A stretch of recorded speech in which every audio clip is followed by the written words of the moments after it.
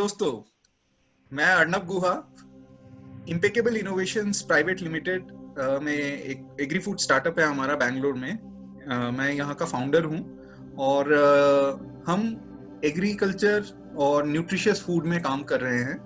और आप पीछे ब्रांड्स देख ही रहे हैं, तो हमारा ग्लूटेन फ्री में काम है, हमारा माइक्रो न्यूट्रिएंट्स में काम है। तो इसमें हमारा एक साइंटिफिक नॉलेज कैप्चर प्लेटफॉर्म है, वो है 5 पॉइंटर्स। और 5 पॉइंटर्स में हम 5 अलग अलग सेक्टर के बारे में बात कर रहे हैं। वो है agriculture, food, biotech, health care and sustainability. ये पांचों सेक्टर लाइफ साइंसेस के सबसे इम्पोर्टेंट सेक्टर हैं। और इसके ऊपर आज एक बहुत इंटरेस्टिंग टॉपिक में हम बात करने वाले हैं बैक्टीरियोसिन्स के ऊपर। और बैक्टीरियोसिन्स के ऊपर हमारे साथ आज जुड़े हैं मिस स्वीटी कुमारी, एंड वो आज हमें बताएंगी कि बैक्टीरियोसिन्स क्या होता है और कैसे हम इसके ऊपर इसका इस्तेमाल कर सकते हैं और कैसे इंडस्ट्री इसके ऊपर काम कर रही है। Just to give you a brief background about Sweety, Sweety Kumari is a research scholar from Department Food Science and Technology. वो अभी शारदा यूनिवर्सिटी में पढ़ा रही हैं, and she has a keen interest and knowledge in fortification and nutraceutical studies and food microbiology analysis. So I'll request Sweety and to introduce yourself, and we really welcome you in our 5 Pointers channel. Over to you, Sweety. Yeah, thank you so much, sir, for a wonderful introduction of mine. This is Sweety, as you have already told to the viewers. And actually, I've been practicing in Sharda University under Life Sciences, Food Science and Technology Department. And I do have a main interest and knowledge, and I've very much learned about the microbial properties and its actual effect on various vegetables and foods and fruits as well. So, अगर हम बात करते हैं आज के topic के बारे में, बैक्टीरियोसिन्स, तो वाई इट इज इम्पोर्टेंट, क्यों ये इतना जरूरी हो चुका है आजकल के जमाने में। तो आजकल का जो मॉडर्न टेक्नोलॉजी है, modern era of food technology है, तो वो कितना उसको बढ़ा रहा है या फिर उसको कितना इवॉल्व कर रहा है। मेरे अगर एक ऑप्शन वुड बी दिस, तो वो कितना उसको एवोल्यूशन पे लेके गया है कि उससे कोई भी फूड प्रोडक्ट का उसकी शेल्फ लाइफ इंक्रीज कर सकता है। और एज वी नो कि एज द इंडिया इतनी ज्यादा पॉपुलेटेड कंट्री है फर्स्ट ऑफ ऑल, और इतना ज्यादा management, if we talk about storage का, ये सारी चीजों का सही as particular to be compare to the other countries, वो उतना प्रॉपर नहीं है फ्रैंकली। तो आज का जो ये टॉपिक है, आपने स्पेसिफिकली चूज क्यों किया? मतलब ये पर्टिकुलर टॉपिक आपका मतलब एरिया ऑफ इंटरेस्ट है, ये आपने प्रैक्टिकली इसके ऊपर काम किया है, ये आपके इंटरेस्ट में कैसे आया? मतलब ये आपने सोचा कैसे कि हम अपने दर्शकों को बताएं बैक्टीरियोसिन्स के बारे में? Yes sir, actually basic thing की अगर हम बात करते हैं तो आजकल जैसे मैं पहले बता रही थी कि एज एन इंडियन बहुत, अगर हम लोग फूड स्पॉइलेज और वेस्टेज की बात करें, नॉर्मली लोगों को इतना खाना नहीं मिल पाता, जो बहुत ज्यादा पॉवर्टी लाइन में, फिर बहुत सारे लोगों को खाना नहीं मिल पाता। वाइल अगर हम रेस्टोरेंट्स में बात करें, इतने सुपरमार्केट्स में बात करें, इंडस्ट्रियल लेवल पे बात करें, तो इतना सारा फूड हमारा वेस्ट हो जाता है only because of one reason कि वो स्पॉइल हो गया। स्पॉइल क्यों हुआ? स्टोरेज की वजह से। स्टोरेज सही से क्यों नहीं हुआ? क्योंकि ऐसी कंडीशंस नहीं थी या XYZ रीजंस है। तो एज अ फूड टेक्नोलॉजिस्ट मैं क्या उसमें रोल प्ले कर सकती हूँ, या आप क्या कर सकते हैं, या इंडस्ट्रियल लेवल क्या हो रहा है? So that is the main basic concept. और इस चीज के बारे में मैंने सोचा कि why it is bacteriocins very much important, और ये कंज्यूमर एक्सेप्टेबिलिटी वो कहाँ तक ले जाएगा। सही है, सही। जो सर ने बोला कि it needs to subscribe, like and on the notification, that is so in the next if we talk about our topic, that is the bacteriocins. Firstly जो ये सिर्फ आज की कहानी नहीं है या फिर कोई ये नई चीज नहीं है। It has actually been introduced in 1953 only. John केबॉक ने, इन्होंने एक साइंटिस्ट थे जिन्होंने बैक्टीरियोसिन्स के बारे में हम लोग को बताया था। एंड मतलब इट मीन्स कि फूड प्रिजर्वेशन के बारे में की अगर हम बात करें तो Louis Pasteur as we know हम वहां से चला आ रहे हैं, so that is not new. Right. And if we talk about the next thing कि बात से फूड प्रिजर्वेशन की आती स्टार्ट कहाँ से होती है? Why we need to preserve the food? What is the basic necessity? The basic necessity is simple कि food spoilage, food wastage. कि अगर हम हमारे एक डेटा के अकॉर्डिंग, WHRD के अकॉर्डिंग, वर्ल्ड का, I'm not talking about world, but about India, about the 60 to 50 to 60% जो फूड सिर्फ स्पॉइलेज की वजह से वेस्ट हो जाता है और वो पहुंच नहीं पाता जो डिजायरेबल लोग होते हैं, जिनको जरूरत होती है, जिनको रिक्वायर होता है. तो simply if you talk about the food spoilage, it simply means कि अगर कोई भी फूड का, चाहे मैं चिप्स खा रही हूँ, चाहे मैं दाल चावल खा रही हूँ, चाहे मैं फ्रूट जूस पी रही हूँ, कुछ भी आई एम कंज्यूमिंग, उसकी न्यूट्रिशनल वैल्यू, टेक्सचर, फ्लेवर, उस पूरे फूड की अगर डैमेज हो जाती है या हो चुकी है, it means we consider it as a spoiled food, and it is, and hence as a result it is not fit for consumable, right? So Absolutely. बहुत सारी एरिया में भी देखी जाती है, हम अपने घरों में भी देखते हैं कि कितना ज्यादा फूड स्पॉइलेज होता है जस्ट बिकॉज ऑफ छोटे छोटे रीजन कि हमने रेफ्रिजरेटर में नहीं रखा एंड उसको सही स्टोर नहीं किया, प्रॉपर कंडीशंस नहीं दी. तो अगर मैं ये जो कंडीशन वाली बात आ जाती है कि अगर मैं कंडीशन एक इंडस्ट्रियल लेवल से ही अगर हम देना शुरू कर दें, तो आई थिंक मेरे हिसाब से अगर हमारे घर तक आते आते वो काफी मिनिमाइज हो जाएगा, food wastage, food spoilage minimise हो जाएगा. करेक्ट. और इसमें आप पिछले स्लाइड में एक बार चाहिए, एक पॉइंट मैं इधर दर्शकों को बोलना चाहता हूँ कि स्पेशली फ्रूट्स एंड वेजिटेबल में और जो भी पेरिशेबल कमोडिटी में जो आंकड़े लास्ट आए थे वो अराउंड 90,000 करोड़ इंडियन रुपीस का वेस्टेज होता है इन पेरिशेबल कमोडिटीज में, फ्रूट्स, वेजिटेबल, आप मीट या कुछ भी ऐसे, दूध, ऐसे चीजों में 90,000 करोड़ इंडियन रुपीस का वेस्टेज होता है. और मान लीजिए ये जो 90,000 करोड़ का जो वेस्ट होता है वो अगर हमारे इकोनॉमी में आ जाए तो हमारा जीडीपी वैसे ही बढ़ जाएगा. 90,000 का 9,000 करोड़ भी अगर हम ये स्पॉइलेज को बचा पाए तो मतलब एक बहुत बड़ा कंट्रीब्यूशन हमारे जीडीपी में आ जाएगा. और जो स्वीटी अभी इधर बोल रही है कि हम इन्हें कैसे स्पॉइलेज को बचा पाए, और उन्होंने स्पेशली बहुत अच्छा बोला कि सिर्फ स्पॉइलेज, अलग अलग टाइप के स्पॉइलेज होते हैं, जैसे टेक्सचर, फ्लेवर, न्यूट्रिशनल वैल्यू, ये सब में है. सिर्फ ऐसा नहीं है कि जो स्पॉइलेज सिर्फ टेक्सचर में ही है.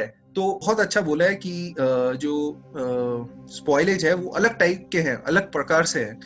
फ्लेवर में अगर आपका स्पॉइलेज प्रॉब्लम हो गया तो कंज्यूमर को अच्छा नहीं लगेगा, टेक्सचर में हो गया तो कंज्यूमर को अच्छा नहीं लगेगा, न्यूट्रिशनल वैल्यू में हो गया तो शायद कंज्यूमर को पता ही नहीं चलेगा, लेकिन कंज्यूमर को लो न्यूट्रिशनल वाले प्रोडक्ट मिल जाएंगे. और अगर बाय चांस माइक्रोबियल इन्फेस्टेशन हो गया तो वो तो डेंजरस हो जाएगा लाइफ के लिए.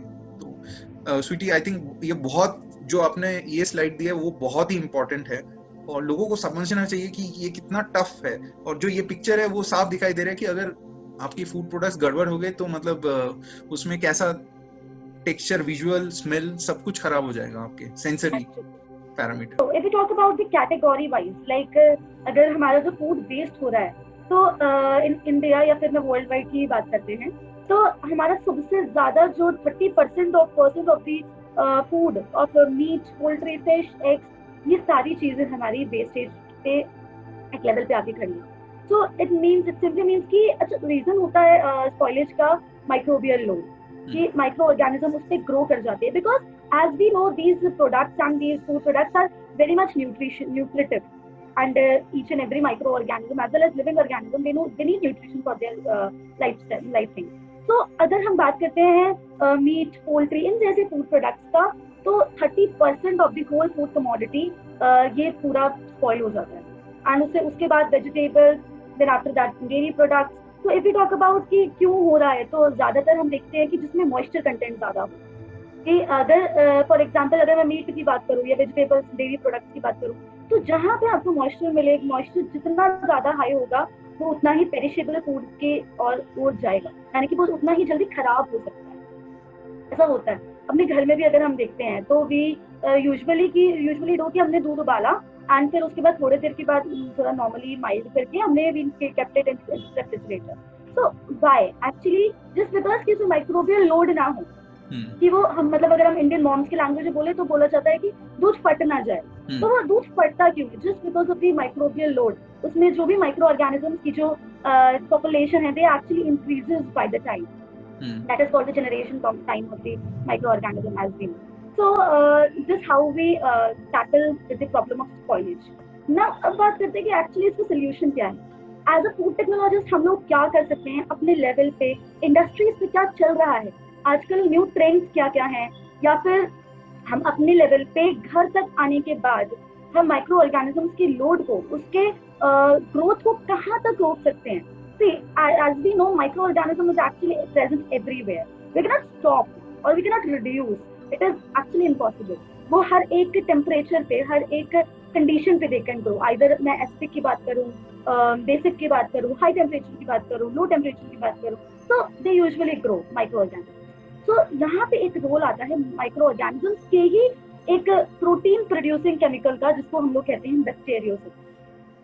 ये अगर मैं साफ सीधी शब्दों में बात करूं तो बैक्टीरियोसिस एक ऐसा प्रोटीन है जो कि खुद micro organism, for example lactic acid bacteria, E coli, micrococci, ये कुछ ऐसे माइक्रो ऑर्गेनिज्म के एग्जांपल्स हैं जो कि ये प्रोटीन प्रोड्यूस करते हैं.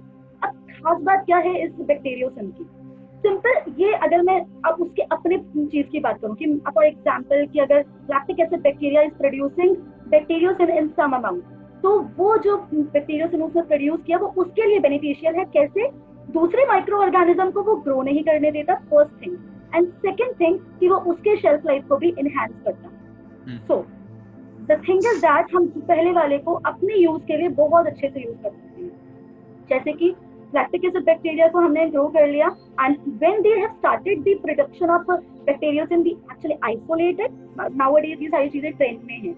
And after that, what happened? These are the proteins, as we know, and they have the antimicrobial action against another bacteria. So as a result, दूसरा कोई microorganism या दूसरा कोई bacteria grow ही नहीं कर सकता. And as we know कि lactic acid bacteria हमारा friendly bacteria है, वो हमारे डेयरी प्रोडक्ट्स में भी काफी ज्यादा यूजफुल रहता है, और यूजुअली हम लोग इंटेंशनल इनोक्यूलेट भी करते हैं, as we know.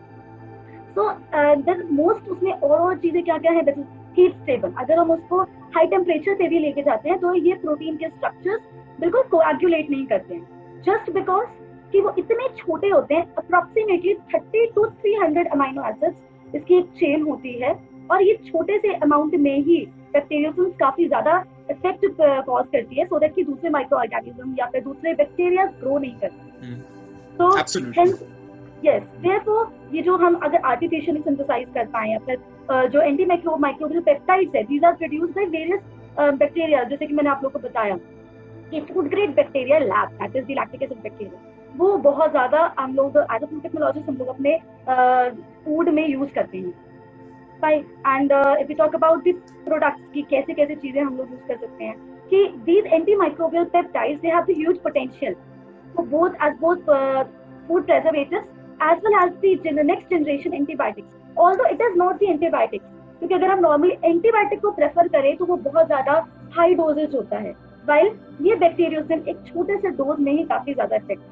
So next, ये एक ड्रग रेजिस्टेंट पैथोजन की जैसे भी काम कर सकता है. Next, it in the increasing number of reports of new bacteriosis with unique properties that actually indicates that there is still a lot of learn about this family of peptide antibiotics, and बहुत सारे researches और बहुत सारे application, new innovation, novel ideas आ रहे हैं nowadays कि हम इस बैक्टीरियोसिस को एक्चुअली में कहाँ से कहाँ लेके जा सकते हैं और कहाँ से कहाँ यूज कर सकते हैं. And if we talk about next, इसमें एक चीज है, एक बार पिछले स्लाइड में जाइए. हाँ, तो इसमें एक चीज है कि आपको लगता है कि ये जो साइंस है, बैक्टीरियोसिस का जो साइंस है, ये इंडस्ट्री बहुत अडॉप्ट कर रही है, या ये रिसर्च पेपर में, कॉलेजेस में, यूनिवर्सिटी में ही काम चल रहा है? क्या इंडस्ट्री भी इसको इस्तेमाल कर रही है, या ये बस किताबी चीजें हैं? आपको क्या लगता है?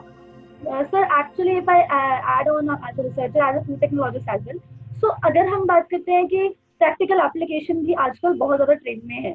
मतलब सी, फूड इंडस्ट्रियलिस्ट कौन होते हैं? We, I and you, people like us. So simple सी बात है कि we know the innovative ideas. हमें पता है कि ये माइक्रो ऑर्गेनिज्म इस चीज के वजह से इतना अच्छा इफेक्ट दे सकता है, और अगर इसको हम लोग इंडस्ट्रियली प्रोड्यूस करते हैं तो ये काफी ज्यादा कारगर साबित होगा या फिर बहुत ज्यादा इफेक्टिव साबित होगा as for the spoilage, for the reason of spoilage. So simple सी बात है, I am not talking about Indian food industries, but foreign industries, foreign food industries काफी ज्यादा यूज कर रही हैं ये बैक्टीरियोसिस अपने food micro, for just being कि वो एंटी माइक्रोबियल एजेंट के जैसे हम लोग यूज करते हैं. तो मतलब आप ये बोलना चाह रहे हैं कि इंडियन फूड इंडस्ट्री में अभी भी बहुत स्कोप है ये नेचुरल प्रिजर्वेटिव बैक्टीरियोसिन्स यूज करने के लिए, जो अभी शायद उतना हाई लेवल में इस्तेमाल नहीं हो रहा है। तो मुझे एक और चीज लगता है कि ज्यादा लोगों को पता भी नहीं है। सेकंड, ये थोड़ा सा कॉस्टली भी है as compare to chemical class 2 preservative. इसके लिए कॉस्ट के एंगल से भी लोग इस्तेमाल नहीं कर रहे, क्योंकि फिर उनके प्रोडक्ट का जो मार्जिन है वो कम हो जाएगा, या उन्हें MRP बढ़ाना पड़ेगा ऐसे कॉस्टली इंग्रेडिएंट्स को करने के लिए। लेकिन ये सब कुछ ही है इकोनॉमीज ऑफ स्केल। जितना मुझे एज अ एंटरप्रेन्योर मैं जानता हूँ, हर एक चीज का जब प्राइस रिड्यूस हो सकता है तभी हो सकता है जब उसका डिमांड बढ़े, जब उसका इस्तेमाल बढ़े, तभी पर यूनिट कॉस्ट बहुत कम हो जाएगा। अगर आज X है तो कल को X/10 हो जाएगा, 10 गुना कम हो जाएगा उसका प्राइस, अगर उसका डिमांड ज्यादा होए, उसका प्रोडक्शन बल्क में होए। तो ये एंगल बहुत ही इंपॉर्टेंट है। मतलब एक साइंटिस्ट को इस एंगल से भी, टेक्नो कमर्शियल एंगल से भी एक चीज को अटैक करना चाहिए कि जैसे स्वीटी मैडम ने बताया कि बाहर के देशों में हो रहा है, तो मेरा उसी मोमेंट में मेरा क्वेश्चन आया कि इंडिया में उतना क्यों नहीं हो रहा है। So that is very important. ये सारी जो इनोवेटिव आइडियाज जैसे हम लोग यंगस्टर्स और रिसर्चर्स हैं, वो सब रिसर्च पेपर्स और पब्लिशिंग, हम लोग प्रैक्टिकल इम्प्लीकेशन पे इसलिए नहीं जा पाते just because of the consumer acceptability.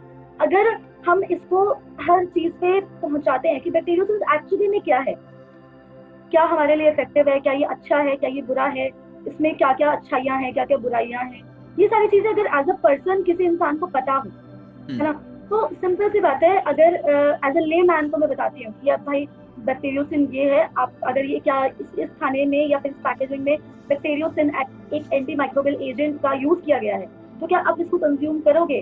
तो एक नॉर्मल कंज्यूमर इंडियन एक्सेप्टेबिलिटी उसकी अप्रोक्सीमेटली जो मैं समझती हूँ वो बहुत ज्यादा लो है, जस्ट बिकॉज कि we need the platforms like you people, कि हमारे पास एक प्लेटफॉर्म होना चाहिए जैसे कि 5 पॉइंटर्स काम करता है, कि सिंपल सी बात है कि वी हैव अ प्लेटफॉर्म जहाँ पे मैं अपनी इंफॉर्मेशन एक नॉर्मल जनरल पब्लिक के पास पहुंचा सकती हूँ, कि आगे जाके कोई भी अगर ऐसा वो लोग फूड प्रोडक्ट मार्केट में देखते हैं जिसमें कि बैक्टीरियोसिन, कोई भी पॉलिसिन, चाइनेसिन हो या माइक्रोसिन हो, ये सारी चीजों से प्रोड्यूस या की गई हो या फिर यूज किया गया हो, तो वो उसको नेग्लेक्ट ना करे। तो just because of these platforms की वो उस इंसान के पास पहुंच गया। नहीं तो researchers are just restricted to the laboratories, Correct. we all know. वो लेबोरेटरीज तक रह जाते हैं, वो कंपनीज तक नहीं जाता। Absolutely. Yeah. Let's move on to the next slide. Yeah, sure. I think it's getting very interesting as we are discussing all these things. और मैं बहुत दिनों बाद इस टॉपिक के ऊपर बातचीत कर रहा हूँ। Yeah. So if we talk about the lactic acid bacteria, ये actually बैक्टीरिया है क्या? अगर मैं नॉर्मल जनरल पब्लिक को मैं बताना चाहती हूँ, जो आप लोग दूध पीते हैं ना, या जो आप लोग दही खाते हैं, उसमें भी लैक्टिक एसिड बैक्टीरिया आपके खाने में भी प्रेजेंट है। इट मीन्स कि ये बैक्टीरिया बहुत अच्छा होता है हमारे गट हेल्थ के लिए, हमारे इंटेस्टिनल हेल्थ के लिए भी। तो अगर मैं उस बैक्टीरिया से कोई ऐसा प्रोटीन प्रोड्यूस कर रही हूँ, कुछ इस तरीके के केमिकल्स, कुछ इस तरीके के प्रिजर्वेटिव्स मैं बना रही हूँ जो कि एक स्पॉइलेज को रिड्यूस कर सकता है, कि मेरे वो खाने को बचा सकता है, इट इज बिलिंग। मतलब इससे ज्यादा एक फूड टेक्नोलॉजिस्ट को और एक कंज्यूमर को क्या चाहिए?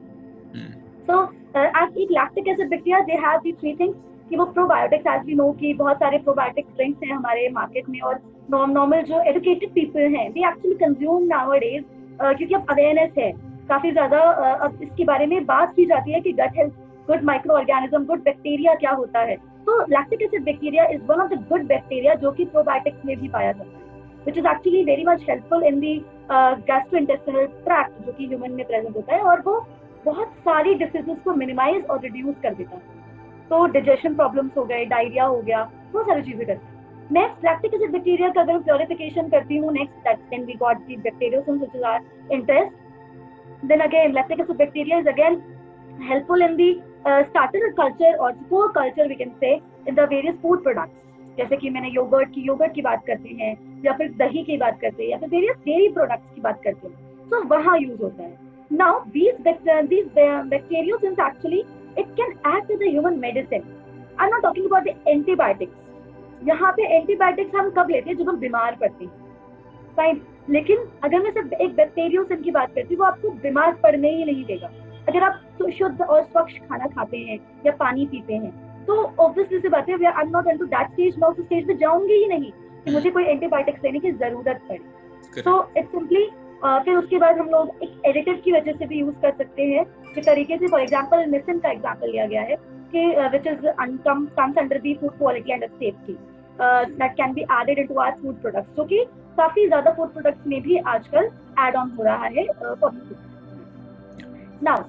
यस, सो अब बात करते हैं कि एक्चुअली भाई प्रोटीन्स हो गए, पेप्टाइड्स हो गए, अमाइनो एसिड्स हो गए, ठीक है, ये सब प्रोड्यूस हो रहा है। बात आती है कि वो स्पॉइलेज रिड्यूस कैसे कर रहे हैं या कम कैसे कर रहा हूँ। सिंपल, वो दूसरे माइक्रो ऑर्गेनिज्म को ग्रो ही नहीं होने देते। Now the thing is that कि वो दूसरे माइक्रो ऑर्गेनिज्म को the mode of action if we talk about कि उसके जो पोर्स हैं, या फॉर एग्जांपल हमने एक सेल के बारे में पढ़ा होगा, हमारे यूजीज और पीजीज जो भी बायोलॉजी बैकग्राउंड से हैं, इवन स्कूल में भी पढ़ा है लोगों ने। हाँ, यस सर।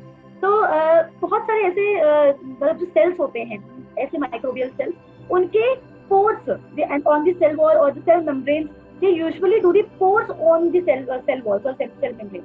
अब आप उसको छेद कर रहे हो तो इसका सिंपल से मतलब है कि जितना भी उसमें सेलुलर मटेरियल है, it will get out of it और हेंस वो कोलैप्स हो जाएगा या फिर इट विल डाई।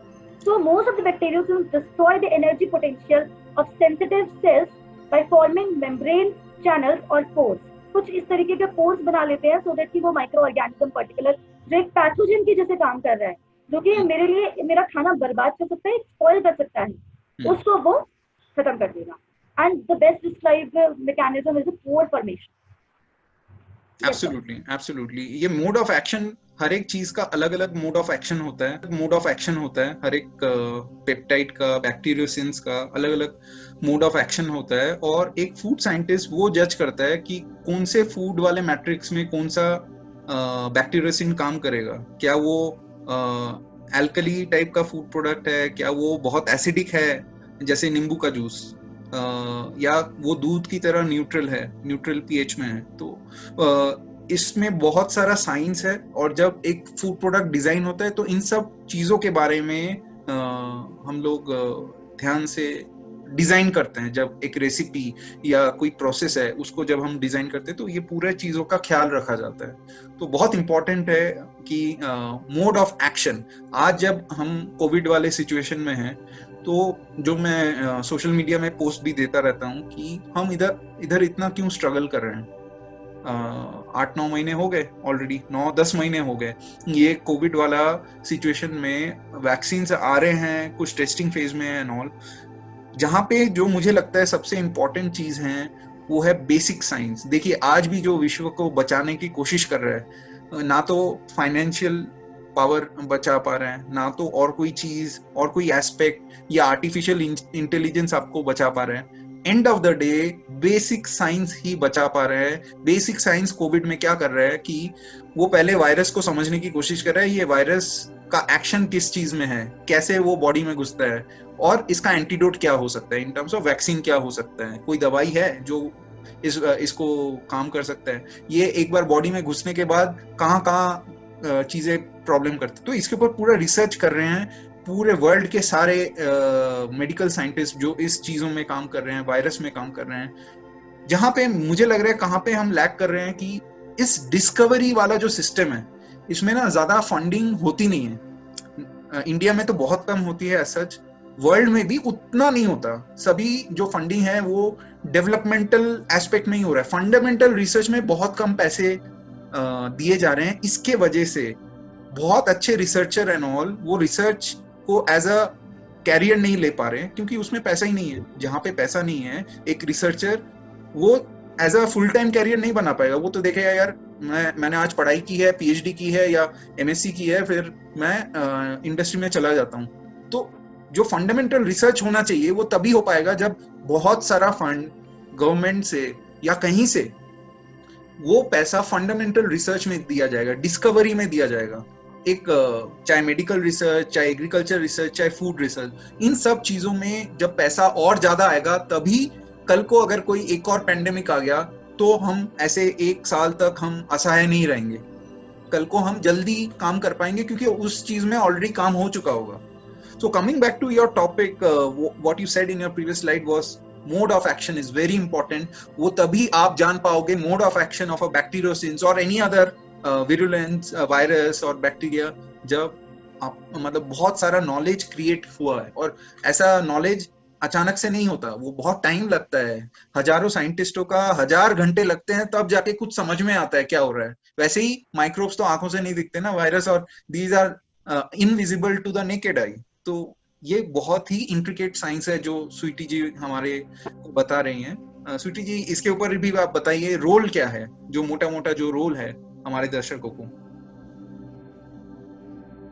तो एक बहुत सही चीज बताई आपने अभी फंडिंग के बारे में। इट इज वेरी ट्रू कि बहुत सारे ऐसे यंग रिसर्चर्स या फिर रिसर्चर्स की बात करूं तो वो लैक हो जाते हैं अपनी इंफॉर्मेशन डिलीवर करने के लिए, या फिर जो उन्होंने खोजा हुआ होता है एट द बेसिक लेवल, या फिर उसको वो और आगे कर सकते हैं जितना भी उसको और इनहांस कर सकते हैं अपनी सोच को। तो just because of the funding कि उतना ना ही गवर्नमेंट से या फिर किसी और से उस चीज को मिल पा रहा है, उनको रिसीव नहीं हो पा रहा है। तो सिंपल सी बात है कि हम लोग वहाँ लैक करते हैं। अगर अभी हमें पता होता कि इस टाइप का वायरस भी इस तरीके का कुछ आ सकता है जस्ट बिकॉज ऑफ रिसर्च, ये उसी टाइम से पता लगाया जा सकता है। तो इट मीन्स कि हम लोग हमारे पास एक बैकअप होता। हम लोग इस तरीके से हम लोग जूम कॉल पे या फिर ऑनलाइन पढ़ा नहीं रहे होते, नॉर्मली लाइफ चलती। इट्स जस्ट द वायरस एक माइक्रो ऑर्गेनिज्म ही है एट लास्ट, बट वो इतना ज्यादा पेंडेमिक सिचुएशन क्रिएट कर देगा, ये शायद WHO ने भी नहीं सोचा था, और ना मैंने या आपने भी नहीं सोचा, कॉमन पीपल। तो एक बात सही तक आई कि रिसर्चर जहां तक अपना कर सकता है वहां तक करेगा, बट उसको भी ही और she also needs to support. तो वहां पे भी एक काम आती है। और फिर बात आती है कि इंफॉर्मेशन डिलीवर एक नॉर्मल इंसान के पास कैसे जाए, वो क्या करे, एक फूड टेक्नोलॉजिस्ट क्या कर सकता है इन सब चीजों में, आप क्या कर सकते हैं, मैं क्या कर सकती हूँ। तो वो चीजें जानना बहुत जरूरी है हमारी अपनी एक पर्टिकुलर बेसिक नॉलेज के लिए। तो यही सारी चीजें थी। फिर अगर मैं बैक्टीरियोसिन की वही अगर बात करती हूँ तो we know it is not new, 1953 में ऑलरेडी इसका डिस्कवरी हो चुकी है, but still it is not in that much कि अगर इतना अच्छे से चीजों को इनोवेटिव आइडियाज को एक्सेप्ट किया जाता बाय द लोकल सोसाइटी या फिर by the government as well, तो शायद जो खाना मैं आज पैकेज फूड खा रही हूँ उसके सारे एंटीमाइक्रोबियल फिल्म्स जो हैं वो उसी से बनी होती। और वो एंटीमाइक्रोबियल फिल्म्स या फिर बायो फिल्म्स वगैरह ये सारी चीजें हमारे इंडियन फूड्स में इतना ज्यादा यूज में नहीं है जितने भी हम लोग फॉरेन फूड प्रोडक्ट्स लेते हैं। अगर लेते हैं तो ऑल्दो उसकी कॉस्टिंग बढ़ जाती है, फिर कॉमन लोगों के पास नहीं आ पाता है, ये सारी चीजें। तो बहुत सारे फैक्टर्स उसके ऊपर डिपेंड करते हैं। और ये इंफॉर्मेशन डिलीवरी का पार्ट भी बहुत अच्छा होना चाहिए, सो दैट कि एक नॉर्मल इंसान एक्सेप्ट कर पाए कि yes it is now acceptable कि हाँ ये सही है और मैं इसको करूंगा या खाऊंगा या मैं इसको खरीदूंगा। मेन पार्ट ही मान। तो अगर मैं बैक्टीरियोसिन की एज अ फूड प्रिजर्वेटिव की बात करती हूँ तो it simply worked as the एक इस तरीके से फिल्म की जैसे काम करता है। कोई भी पॉलीमर में हम इसको मिला के इस प्रोटीन को, एक्चुअली प्रोटीन ही है, तो कोई भी पॉलीमर में चाहे वो पैकेजिंग मटेरियल हो या फिर कुछ भी उसमें मिला के हम लोग एक anti microbial biofilm we can design, और अभी भी काफी ज्यादा होता ही है, तो दैट वी कैन डू। और फिर उस पूरे प्रोडक्ट को हम लोग एक पैकेजिंग के तरीके से यूज कर सकते हैं। और उस पैकेज में जैसे ही मेरा फ्रेश फूड प्रिपेयर हुआ, चाहे मैं जैसे कि फ्रूट जूसेस की बात करते हैं, चलो तो फ्रूट जूसेस बड़े अगर मैं उसको नॉर्मल टेम्परेचर पे ही रखूं और उसको खोल दिया जाए तो थोड़े दिनों के बाद it is not like fit for consumable, वो कंज्यूमर के लिए फिट नहीं होता और वो फिर उसको फेंक दिया जाता है। It means it leads to the food spoilage. तो अगर वो पैकेजिंग फिल्म अगर बैक्टीरियोसिन की बनी होती या एक पब्लिक अवेयरनेस होता कि मैं ये वाला ले रहा हूँ जिसमें निसिन की एक कोटिंग है, सो दैट कि माइक्रो ऑर्गेनिज्म उसमें एंट्री ही ना कर पाए। व्हाट इज द एंट्री, एक हमने हर्डल टेक्नोलॉजी पढ़ी होगी, फूड टेक्नोलॉजिस्ट हम लोग जानते होंगे कि माइक्रो ऑर्गेनिज्म अगर कोई भी फूड को अटैक करता है तो बहुत सारे लेवल्स होते हैं कि वो एक्चुअली पहले फिजिकली हिंड्रेंस करता है, तो फिर केमिकली हम उसको रोक सकते हैं, फिर बायोलॉजिकली। तो ये जो मटेरियल्स है ना वो तीनों ही चीजों, फिजिकल, केमिकल एंड बायोलॉजिकल, तीनों ही उसमें वो इफेक्टिव प्रूव हुआ है। एब्सोल्युटली। और मेरे हिसाब से इंडस्ट्री को class 2 preservative as the last option रखना चाहिए, not as the easiest and the cheapest and the first option. क्योंकि नेचुरल प्रिजर्वेटिव क्या होगा, वो ना तो आपके हेल्थ को खराब करेगा ना आपके प्रोडक्ट को खराब करेगा, और इससे अलग अलग इंडस्ट्रीज और पैदा होंगे और ग्रूम होंगे और नए नए स्टार्टअप्स आएंगे बायो प्रिजर्वेटिव्स में, जैसे आपने लिखा हुआ है। और ये it is the need of the hour. अगर सब कुछ ही अच्छा अभी है खाने में, तो फिर इतनी सारी डिजीज कहाँ से आ रही है? अब सिर्फ एयर पॉल्यूशन से ही तो सबको डिजीज नहीं हो रहा ना। अगर किसी को लीवर में कैंसर हो रहा है तो क्या एयर पॉल्यूशन से हो रहा है? वो हमारे खाने से हो रहा है। 1000 टाइप की बीमारियां आ रही हैं, वो हमारे खाने से हो रहा है। एंड मैंने कहीं एक स्लाइड पढ़ा था, मुझे अभी एग्जैक्टली डाटा याद नहीं है, तो मतलब उस स्लाइड में ऐसा था कि एक इंडिया में या वर्ल्ड में जो टॉप 10 डिजीज है, उसमें से ऑलमोस्ट 8 डिजीज जो होते हैं वो खाने से होते हैं। Yes, of course. और रेस्ट ऑल जो होते हैं वो आपके गलत लाइफस्टाइल की वजह से होते हैं, वो आपके दूसरे एंगल से होते हैं, लेकिन बेसिकली खाने से होते हैं। और इसमें फूड इंडस्ट्री का बहुत बड़ा रोल है कि चाहे आप गाइडलाइंस के एंगल से, एफएसएसआई के एंगल से या एफडीए के एंगल से, you are within the law, लेकिन if you give me a juice with class 2 preservative, artificial preservative, और एक और जूस आप दीजिए विथ नेचुरल प्रिजर्वेटिव जो निसिन है, चाहे उसमें 2 रुपए एक्स्ट्रा देना पड़े, मैं नेचुरल प्रिजर्वेटिव वाला पैकेज जूस लेना पसंद करूंगा। 2 रुपए एक्स्ट्रा भी दूं, लेकिन नेचुरल रहे, ताकि मुझे कॉन्फिडेंस मिले कि वो जो मैं पाइनएप्पल जूस पी रहा हूँ वो पी के मेरे गट में, मेरे पेट में कोई भी प्रॉब्लम नहीं होएगा। लेकिन आप जब क्लास 2 प्रिजर्वेटिव लेते हैं, उसमें भी एक पर्टिकुलर लेवल में बोला है कि इस लेवल से ज्यादा आप डाल नहीं सकते अपने जूस में। लेकिन अगर डाली क्यों, आर्टिफिशियल प्रिजर्वेटिव डाली क्यों अपने प्रोडक्ट्स में, अगर हमारे पास ऑल्टरनेटिव है? अब हम ऑल्टरनेटिव इसलिए नहीं देख रहे, जैसे स्वीटी जी ने बोला है, कि वो थ्रस्ट ही नहीं मिल रहा है, वो मतलब मेन स्ट्रीम मीडिया उसे कवर ही नहीं कर रही, एक हवा ही क्रिएट नहीं हो रहा है। जब तक ये हवा क्रिएट नहीं होएगा, एक इंप्रेशन नहीं आएगा, एक रेवोल्यूशन नहीं आएगा, तो ये रिसर्चर्स जो हैं वो उनका जो काम है वो पेपर में, थीसिस में ही अटक के रह जाएगा, वो आगे एप्लीकेशन नहीं हो पाएगा ह्यूमन के लिए। तो यही है, आई थिंक यही है रोल हमारे 5 पॉइंटर्स का, यही है रोल जहाँ पे हम ऐसे नॉलेजेबल स्पीकर्स को हम अपने प्लेटफॉर्म में बुलाते हैं। And I am very happy to discuss all this things with you, Sweety. Is there any further slides to it or? Yeah, sure, sir. There's an application and new trends to आजकल चल रहा है. Yeah, we'll quickly go through these slides now. I think we have very less time in this. Yeah. So it has actually been proven कि ये बिल्कुल non toxic है humans के लिए. एंड ऑब्वियसली अगर ये फूड प्रोडक्ट के साथ अमालगमेट भी कर जाता है या फिर वो कंटैक्ट में भी आता है, तो उसकी न्यूट्रिशनल प्रॉपर्टीज वो हार्म नहीं कर रहा है। वाइल अगर मैं दूसरे केमिकल प्रिजर्वेटिव्स की बात करूँ तो प्लास्टिक के बारे में, वो चीप हैं, इजीली अवेलेबल हैं, कंज्यूमर उसको एक्सेप्ट कर रहा है क्योंकि वो लेस, मतलब उसका प्राइस कम है, ये सारी चीज़ों की वजह से, तो वो टॉक्सिसिटी प्रोड्यूस करते हैं। And moreover it is also active under the refrigerated storage. सो इस तरीके से कुछ एग्जाम्पल्स हैं कि nisin, pediocin, enterocin, then again enterocin, तो ये कुछ माइक्रो ऑर्गेनिजम्स है जो कि प्रोड्यूस करते हैं, और इन सारे फूड सिस्टम में हम लोग यूज करते हैं नाउअडेज। चाहे मैं फॉरेन कंट्रीज की बात करूँ, चीज, कैमबर्ड, मिल्क एंड चेडार चीज, मीट, स्पेशली मीट में यूज होना चाहिए, सो दैट कि वो जो 30% वाला जिस पहले वाली बात करी थी हमने, उसको हम थोड़ा सा रिड्यूस करते हैं। और it is more much and more as we know कि वो सेफर प्रिजर्वेटिव से केमिकल्स के अकॉर्डिंग, जो हम लोग नॉर्मल केमिकल प्रिजर्वेटिव यूज करते हैं, एक्यूरेट है, ज्यादा एक्सेप्टेंस होनी चाहिए सो दैट कि कंज्यूमर्स के पास जाके वो चीज एक्सेप्ट हो सके और उसकी डिमांड हाई हो। नाउ ये सारी चीजें, एंड इसकी अगर बात करें तो देयर इज अ न्यूज की एक आया था दैट नाउअडेज ओनली कि global antimicrobial packaging market size was USD 9.57 billion in 2018 and is projected to reach USD 17.55 billion by 2026, exhibiting by CAGR of 7.9 during the forecast period. It's just because of the जो हम लोग जो marketing drivers होते हैं या फिर जो methods है, वो उस तरीके से कहाँ पे हम लोग लेके आ खड़े चुके हैं कि हमने इस तरीके का एक पैकेजिंग डेवलप कर दिया कि माइक्रो ऑर्गेनिज्म उससे ग्रो ही नहीं कर सकते, उस पर एंट्री ही नहीं कर सकते।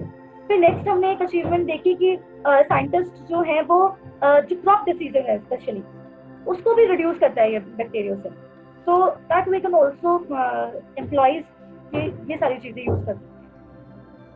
या मे बी आप एक और प्रेजेंटेशन हमें 1-2 महीने बाद आप दे पाएं जहाँ पे कुछ पर्टिकुलर प्रोडक्ट्स जो ऑलरेडी बैक्टीरियोसिन्स यूज कर रहे हैं, चाहे इंटरनेशनल मार्केट में और चाहे हमारे इंडियन मार्केट में, उनके कुछ पिक्चर्स थोड़ा सा डिस्क्राइब कर सकते हैं, तो एटलीस्ट लोगों को दिखे।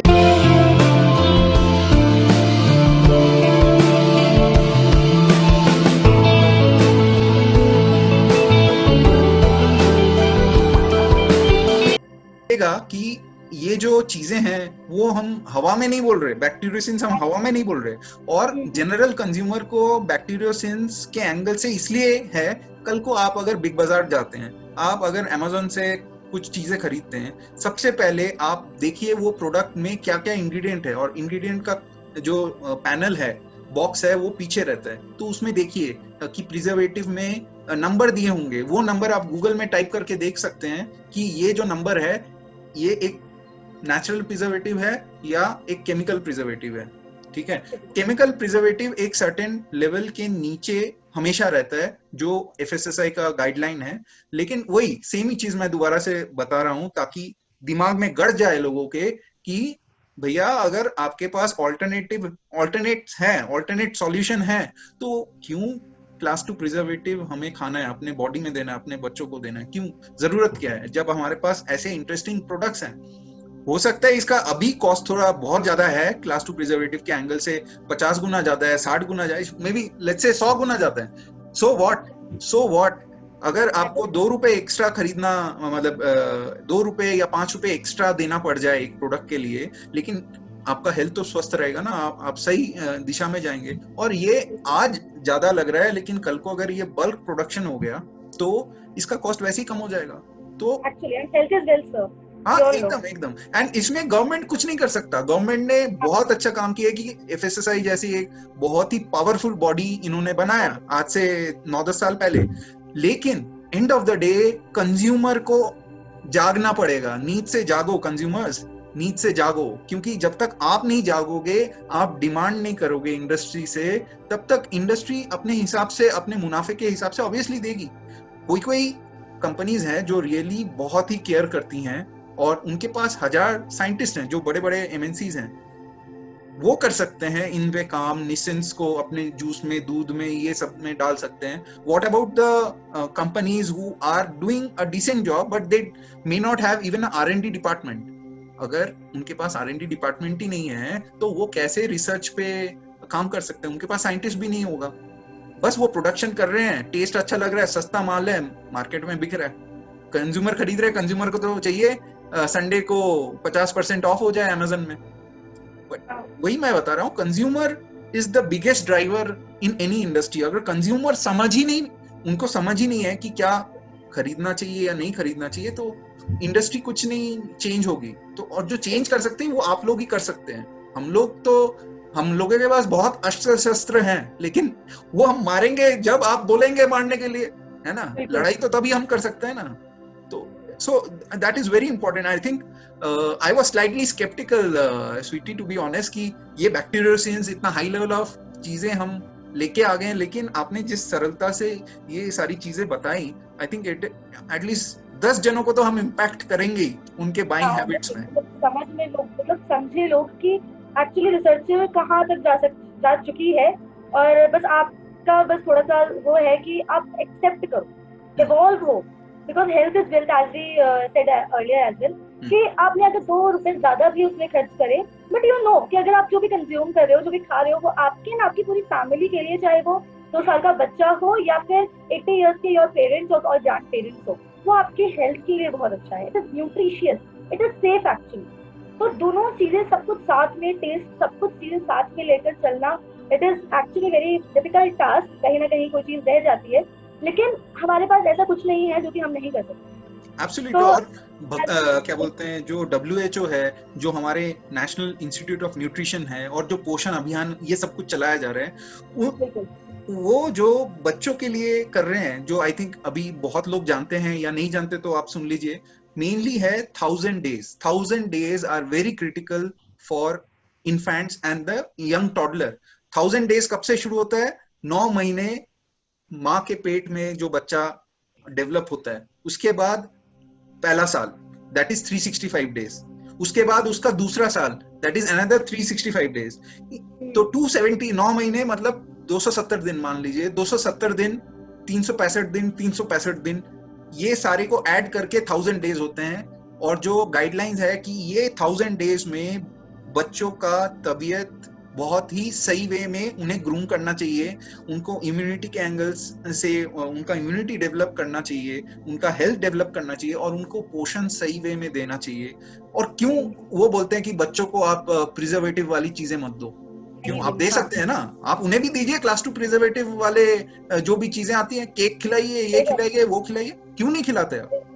वो आप इसलिए नहीं खिलाते क्योंकि आपके दिमाग में भी है कि बच्चों को ये प्रिजर्वेटिव वाली चीजें नहीं देनी चाहिए।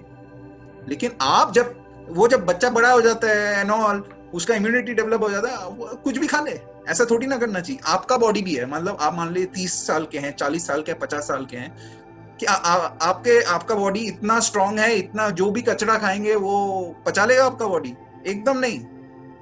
चाहे आप कितने साल के भी हो जाएं, जब तक आप न्यूट्रिशियस बैलेंस फूड नहीं खा रहे, जहां पे ये सारे बेकार वाले फूड एडिटिव, कुछ फूड एडिटिव बहुत नॉन हार्मफुल है, उसका कोई इशू नहीं है, और फूड एडिटिव वो होते हैं जिसका कोई न्यूट्रिशनल वैल्यू नहीं होता, वो एक टाइप का जैसे एंजाइम है, वो प्रोसेसिंग एड के हिसाब से काम करता है।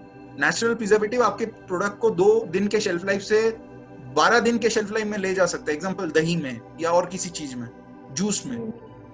तो एज अ कंज्यूमर आपको क्वेश्चन करना चाहिए। क्यों आप लोग क्वेश्चन नहीं कर रहे कि आप जो खाना खा रहे हैं, जो प्रोडक्ट खरीद रहे हैं, वो बस ब्रांड के हिसाब से आप खरीद रहे हैं?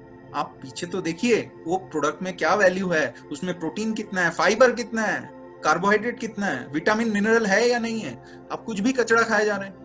तो ये 5 पॉइंटर्स का एक बहुत अच्छा मीडियम है, जहां पे हम स्किल्ड पीपल, नॉलेजेबल पीपल से हम उनका व्यूज लेते हैं, हम अपना व्यूज भी देते हैं, और आपके लिए कर रहे हैं ये सारी चीजें।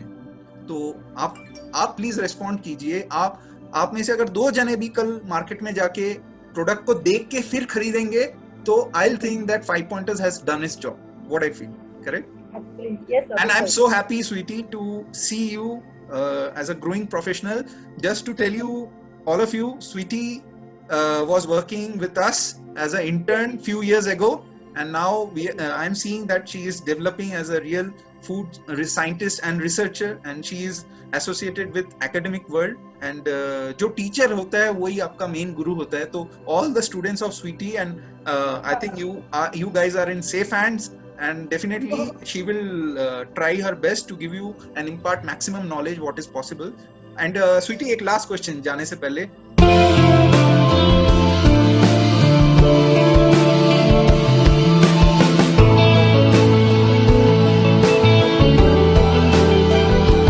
जिन्होंने अभी तक हमारे चैनल में सब्सक्राइब नहीं किया है तो प्लीज सब्सक्राइब कीजिए हमारा YouTube channel, and bell icon को हिट कीजिए, so that whatever new videos that we bring to you, you get the latest update about our latest content related to all this life sciences sector. And हमारा idea यही है 5 pointers के through Sweety जैसे research scholar and scientist को हम अपने platform में लाएं, उनके एक्सपर्टाइज को हम शेयर करें, और हम कुछ सीखें उनसे। और जनरल पब्लिक जो हमारे फूड साइंस के लाइन से नहीं है या लाइफ साइंसेस के लाइन से नहीं है, उन्हें भी 2 चीजें और पता चले कि कितना एडवांस लेवल में इधर काम हो रहा है, इंडस्ट्री में काम हो रहा है। बच्चे लोग अंडर ग्रेजुएट कोर्सेज में, पोस्ट ग्रेजुएशन में या पीएचडी लेवल में इन सब के ऊपर बहुत डीप स्टडी करके काम कर रहे हैं, और आपके घर पे जो खाना मिलता है तो उसके पीछे भी बहुत बड़ा साइंस रहता है। जो भी पैकेज फूड मिल रहा है या फ्रेश फूड एंड वेजिटेबल मिल रहे हैं, तो बहुत लोगों का काम है उसके पीछे। ये सिर्फ ऐसा नहीं है कि आपने कुछ भी ऑर्डर किया वो आपके घर पे आ गया या आपने मार्केट से खरीद लिया, सिर्फ ये नहीं है। इसके पीछे कितने दिग्गजों का कंट्रीब्यूशन है शायद आपको पता नहीं होगा, लेकिन इसी माध्यम से 5 पॉइंटर्स के माध्यम से मैं ये बोलना चाहता हूँ कि बहुत लोग बहुत अच्छा काम कर रहे हैं पूरे विश्व में। इंडिया में भी बहुत सारे ऐसे कॉलेजेस हैं जो वेल नोन है, जो अपकमिंग है, जो बहुत कुछ आगे योगदान करेंगे। तो हमारे 5 पॉइंटर्स में यही हमारा एक मुहिम है कि हम कुछ इसमें एक ऐसा एक प्लेटफॉर्म क्रिएट कर पाए कि साइंस और साइंस के क्रिएटर को एक प्लेटफॉर्म मिले, और हमारे जो व्यूअर्स हैं उन्हें कुछ एक्स्ट्रा नॉलेज मिले। That is the main motive about 5 pointers. So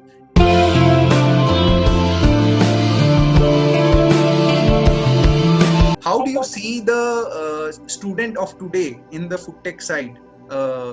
What are their requirements? What are their wants, likes and dislikes, yeah, shortcoming and positive thing? What do you feel? मैंने मेरे पास UG PG दोनों के ही sections हैं, मतलब दोनों ही classes है, courses हैं।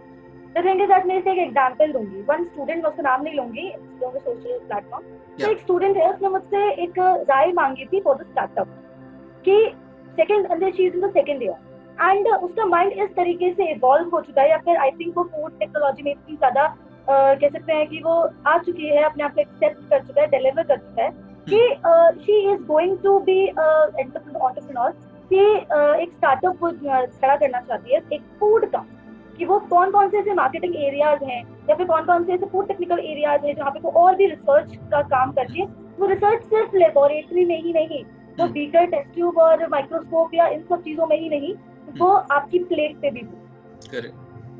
तो फार्म ने या फिर एक किसान ने वो उगा दिया, बट उससे पहले अगर वो जेनेटिक जीएमओ है तो वो चीज कहाँ तक जा रही है, एंड आपके पास अगर वो आ रही है वो प्लेट में, तो वो एक रिसर्चर कर रहा है। तो ऐसे ही यूजी पीजी के स्टूडेंट्स हैं, एंड वो टच एंड ब्लेस्ड की बहुत अच्छे स्टूडेंट्स हैं, और काफी ज्यादा क्यूरियोसिटी है बच्चों में कि मैम अगर ये बैक्टीरियोसिन या फिर कोई भी टॉपिक अगर उनको पढ़ाया जाए तो एक्चुअली में उसका प्रैक्टिकल इम्प्लीकेशन या कैसे होगा, वो क्यों यूज कर रहे हैं, कहाँ से आ रहा है, आइसोलेशन कैसे हो रहा है। आप दोबारा से अपने यूनिवर्सिटी का एक बार नाम बताइए, कहाँ पे ये लोकेटेड है? I'm from Sharda University. This is in Greater Noida, Knowledge Park First, and I'm from Life Science Department, Food Science and Technology. And if people would like to contact you, please share your email ID so that we can give it below the description, so that people can reach you over email if they have any query or so. And thanks for sharing, because आज जो youth का जो requirement है, आज जो students का जो requirement है, वो जब तक हम ये platform में नहीं बात करेंगे, I am so happy कि एक second year का student भी आज सोच रहा है कि startup करने के लिए। तो आज से 15 साल पहले, 20 साल पहले जब हम ये फील्ड में पहली बार आए थे, तो हम लोग नहीं सोचते थे कि स्टार्टअप, हम सोचते थे कितने मार्क्स आएंगे, पास होंगे या नहीं होंगे, वो मेरा मेन मकसद था। माइंड का बहुत इवॉल्व हो चुका है सर। अगर मैं अपने कोलीग्स को देखती हूँ और आजकल के स्टूडेंट्स को देखती हूँ, they do have more curiosity कि वो क्वेश्चंस करते हैं, कि मैं एक अलग से डिस्कशन क्लास रखती हूँ, अगर समझ नहीं आता they used to ask me in the personal message की, सब कुछ लोगों को नहीं पूछ पाते, पर कुछ भी रीजंस हो कि मैम ये पढ़ लें या फिर ये आप कुछ बता दीजिए ये क्या होता है, तो काफी कुछ इवोल्यूशन हो रहा है। आई एम नॉट सेइंग कि वो सारी चीजें नेगेटिव ही है, बट हाँ, we are in the good direction, but हम लोग तो आपको एक एंगल बताइए जहाँ पे ये स्टूडेंट मतलब ये उनके शॉर्टकमिंग्स हैं, वो भी आप हाईलाइट कीजिए। कोई ये उनके ओवरऑल व्यक्तित्व में, पर्सनालिटी में, या सीरियसनेस में, या टेक्निकल अंडरस्टैंडिंग में, या उनके मतलब sustain for a longer period of time the interest. मतलब मुझे नहीं पता, क्योंकि मैं उतना इंटरेक्ट नहीं कर रहा हूँ अभी स्टूडेंट्स के साथ उतना, लेकिन मैं आपसे जानना चाहता हूँ, ये तो आपने बोल दिया पॉजिटिव एंगल, अब कोई एक ऐसा कंस्ट्रक्टिव एंगल बोलिए जो आपका मैसेज होगा स्टूडेंट्स को कि भैया ये चीजें आपको इम्प्रूव करनी चाहिए, ऐसा कुछ पॉइंट अगर आप हाईलाइट कर सकते हैं। बिल्कुल सर, एक्चुअली अगर मैं बात करूँ नॉर्मल यूजी पीजी की, तो सबसे जो एक पहले मैं हिंड्रेंस की बात करूंगी कि अगर एक कहाँ हिंड्रेंस आती है, कहाँ वो एक हर्डल आता है, कि अगर आप अपनी मॉम एंड डैड को बोलो कि पापा मैं एक स्टार्टअप खोलना चाहती हूँ, so what they will be reacting, it's like what, तो एक नॉर्मल एक रिएक्शन होगा। But if you talk about कि उसके पोजीशंस या फिर वो किस उस पे स्टैंड कर रही है या फिर उसका नॉलेज क्या है, वो बहुत तरीके से इन्वॉल्व हो रहा है। तो अपना एक नॉर्मल लेवल पे भी, अपनी लेवल पे भी किसी चीज को हम लोग इनिशिएट कर सकते हैं, और काफी सारी चीजें हैं जो आप लोग को हेल्प आउट कर सकती हैं। जैसे कि ये एक प्लेटफॉर्म है, मैं स्पेशली फाइव कॉन्टेक्ट के साथ बहुत पहले से ही जुड़ी हूँ, एंड सिंपल एक ऐसे प्लेटफॉर्म सोशल मीडिया पे बहुत ज्यादा एक्टिव हैं लोग आजकल। इवन यूजी पीजी वाले स्टूडेंट 18 प्लस या फिर 12 13 बच्चों के प्लस के बच्चे ही they are having Instagram accounts. तो ये नेगेटिव है क्या? मतलब ये सोशल मीडिया में एक्टिव है तो ये नेगेटिव एस्पेक्ट है? सर ऐसे भाई मैं बोल रही हूँ कि ऐसे प्लेटफॉर्म्स के साथ जुड़ना इज पॉजिटिव। नहीं, मेरा क्वेश्चन स्वीटी अलग था। मेरा क्वेश्चन ये था कि किस चीजों में आजकल के फूडटेक स्टूडेंट्स को क्या चीज वो इम्प्रूव करें जहाँ पे वो गलत चीजें कर रहे हैं या गलत मतलब उनका शॉर्टकमिंग है। इंडियन कॉन्टेक्स्ट में मैं पूछ रहा हूँ कि जैसे आपने बताया कि ये लोग बहुत ही एंटरप्रेन्योर टाइप ऑफ माइंडसेट है, कुछ कर गुजरेंगे या कुछ करेंगे, हाँ, लेकिन क्या चीज इनकी शॉर्टकमिंग्स है वो भी बताइए। यस सर, सिंपल एक technical learning point of view कि हमने थियोरेटिकली तो पढ़ लिया, बट उसको फिर उसके बाद हम प्रैक्टिकल इम्प्लीकेशन, उसका प्रोडक्शन कैसे करें, ये सारी चीजें आनी बहुत जरूरी है, क्योंकि अगर जब तक आप मार्केटिंग वर्ल्ड से जब तक आप इन सब चीजों से जुड़ोगे नहीं, प्रेजेंट नहीं करोगे, they will not be going to accept you.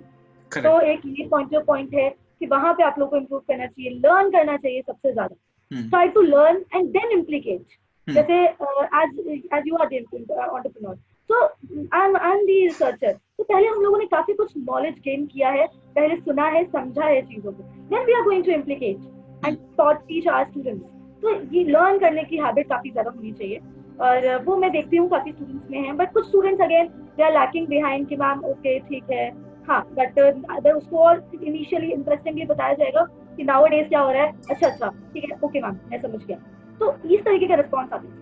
Correct. I think very nice insights, and I think surely once people see this video, definitely they will try to interact you further on all these topics, because these are the soft skills that our food technologists may not be able to know when they are studying. लेकिन जब अचानक से वो corporate में जाते हैं, industry में जाते हैं, तो उनके लिए कॉलेज का जो माहौल है और इंडस्ट्री का जो माहौल है वो एकदम आसमान जमीन का फर्क होता है। तो वही ग्रूमिंग होना चाहिए ताकि ये बच्चे जो कल इंडस्ट्री में जाएं वो एकदम फुल फ्लेजेड प्रोफेशनल्स बन के जाएं। ऐसा नहीं हो कि आपको सिर्फ टेक्निकल साइड ही आता है, नहीं, आपको मैनेजमेंट स्किल्स भी आना चाहिए, आपको इंटरपर्सनल स्किल्स भी आना चाहिए, सॉफ्ट स्किल्स भी आना चाहिए। तो इसके लिए हमने एक और गेस्ट को इन्वाइट किया है, तो उनका भी एक वीडियो आएगा। तो definitely 5 Pointers channel is trying to see the whole sector in a 360 degree angle, और जैसे जैसे आप लोगों का सहयोग मिलेगा तो definitely we will try to think कि हमें और क्या इंटरेस्टिंग चीजें से स्टार्ट करना चाहिए, क्योंकि ये हम जस्ट स्टार्ट कर रहे हैं बेसिकली 5 Pointers। तो thanks for giving your time, sweetie, and it was very sweet of you to support our 5 Pointers for over the years now, and we wish you a good luck and a very great advancement in your further whatever endeavors that you are thinking of. Thank you so much, sir. Thank you so much. Thank you, sweetie. Take care. Bye.